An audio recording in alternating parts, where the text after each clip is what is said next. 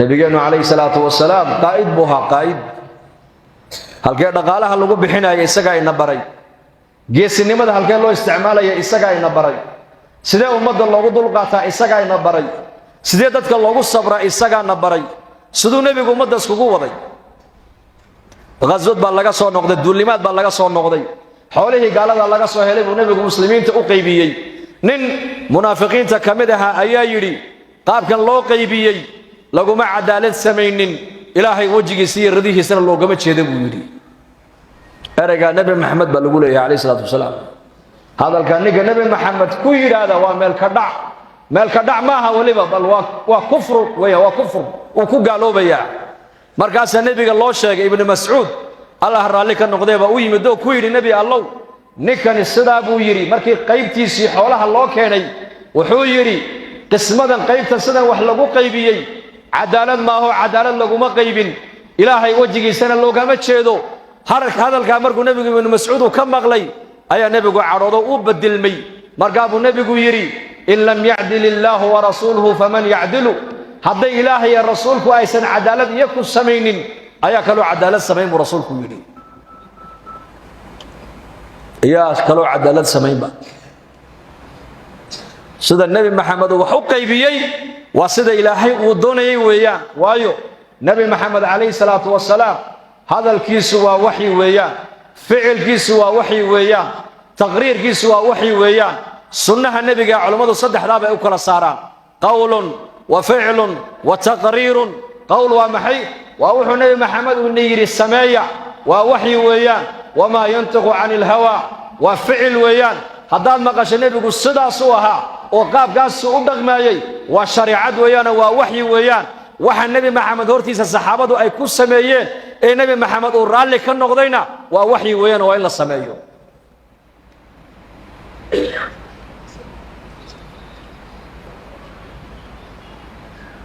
markaasuu nabigeenu sallallahu alayhi wasallam yiri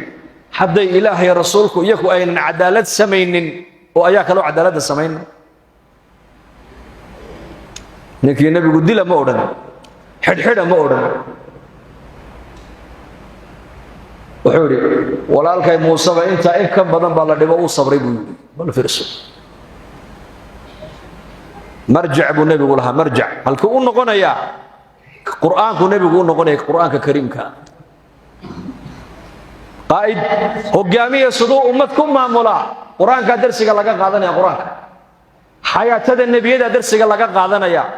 markaa buu nabigu yiri walaalkay Muuse ba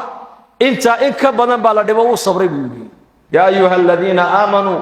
لا تكونوا كالذين آذوا موسى فبرأه الله مما قالوا وكان عند الله وجيها مرقى ابن مسعود بالنبي كويري نبي الله نكن محاكي الله إسقى مرقى ابو نبي يقول اسكسيدا ابو يا ابن مسعود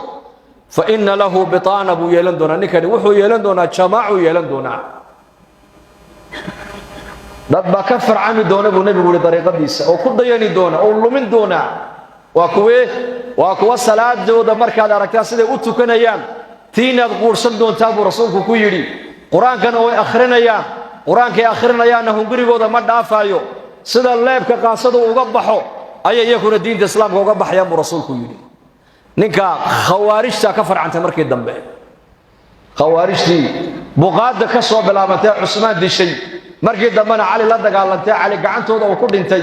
ee Xasan maaragtaanay sumaysay ee Xuseen iyo ahlul bayt nabiga gacantooda ku laysay waa ninkay ka farcameen baladi ninkaas walaakin nabigeenu alayhi salaatu wasalaam isagu ummadda nabigu isku waday mujtamaca nabigu Muhammad uu hogaaminayay kuwa noocaas ku jiray kuwa munaafiqiina ku jiray عبد الله بن أبي بن سلول ونكيري لئن رجعنا إلى المدينة لا يخرجن الأعز منها الأذل هدين مقالة المدينة كنا قنها أي سقود اللي سبا مقالة لغا ساريا دليل بلغا ساريا والنبي عليه الصلاة والسلام بوجه دا مركا إنكي أردلي والنبي محمد صحابة دي سكمدا أي مركي قال دي أي جبتين منكي سود دولي قريشات يا ريغفان يا هوازن أي جبان أي يهودي مقالدنا أي يابنتهي loo soo noqday yarkii yaraa uu dhalay baa nabiga u yimid oo ku yidhi yaa rasuul allah aabbahay munaafiq inuu yahay qur-aanka ayaa caddeeyey waa munaafiq inagu dhex jira maanta qur-aanka ilaahay baa khashifee intuu nin muslim oo saxaabada ka mida uu aabbahay dili lahaa ninka aabbahay dilana aniguna aan gacan intoon ku qaadan naar aan ku mudan lahaa anaa aabbahay kuu soo diliyo qoortiisa kuu keeniye igu fasax buu ku yidhi iimaanka ka waran inanka uu leeyahay oo aabbihiisii dhale la socdo innagana soomaali haddaan nahay qabyaaladii islaamnimadu hadday kulmaan soomaaligu kee buu qaataa yaa qabiilkuu qaadan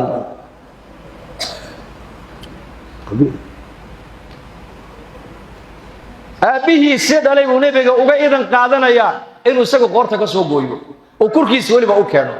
sababtu waa maxay munaafiqnimadiisii baa caddaato qur-aankii baa caddeeyay aabbahay inuu munaafiq yahay intuu nin muslima uu dili lahaa ninka muslimkii aabbahay dilooy hor jooga aniguna ay gacantaygaga dhacda naar aan ku geli lahaa baan ka baqayaaye anaa aabbahay kurkiisa kuu keeniya igu fasax buu ku yidhi orodoo soo dil nebigu ma odhan calayhi salaatu wasalaam wuxuu iska daa buu ka yidhi waa waalidkaagii macruuf u samee suxbadiisa wanaaji u adeeg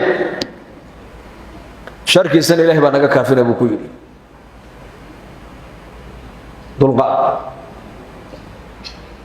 uu isku waday nebigu ummaddiisa hadduu ku fasixi lahaayuu dil odhan lahaa maxaa lagu sheekaysan lahaa ma taqaanaa muxamed hee saxaabadiisii baa kurka iska jaraysa halkaa diinimo taalla baa la odhan lahaa sumcadda ka dhaawacmaysa buu nebigu ilaasanayaa sumcadda xumaanaysa ilaa munaafiq baa la dila la odhan maayo maxaa la fidinayaa weliba berigaasi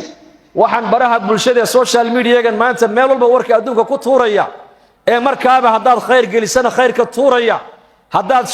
shar gelisana sharka fidinaya ma jirayn berigaas inta joogtaa warka intay qaadaan ayay kuwa kala gaadhsiinayaan ee odhanayaan muxamed hee diintiisu waa diin labadii wada isdhashay ayay isku darto kurka iska gooyeen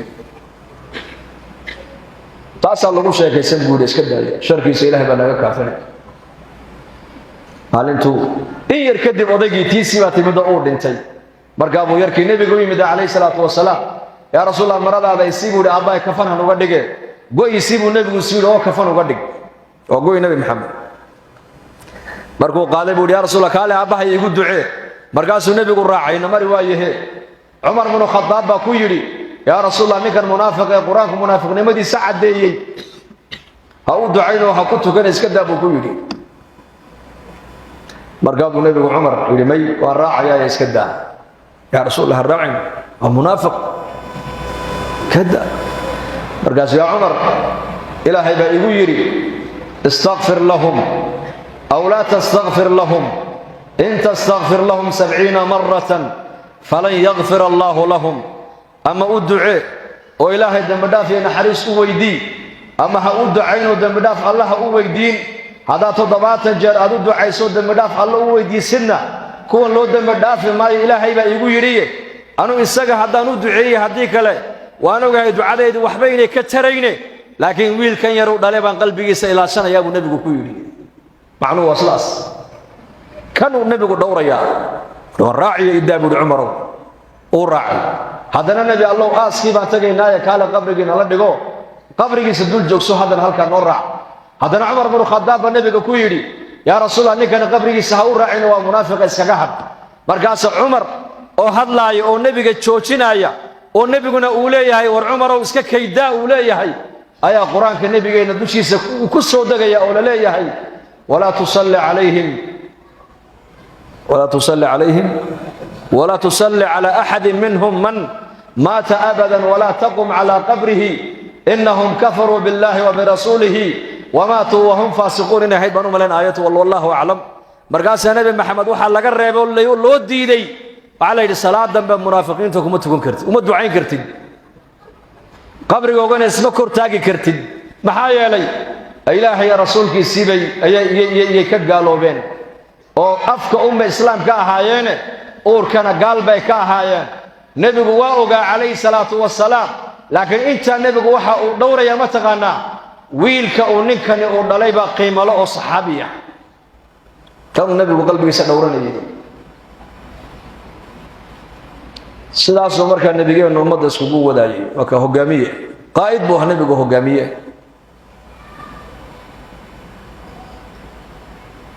oo cafis badnaa nabigu muxuu ku sifoobay sifada ilaahay uu leeyahay alcafuw nabiguna isaguna mid cafis badan buu ahaa ummadda iska cafiya إلهي وحا كمد الصفات كيسا رؤوف رحيم وأسماد إلهي نهي أمان يينا وبالمؤمنين رؤوف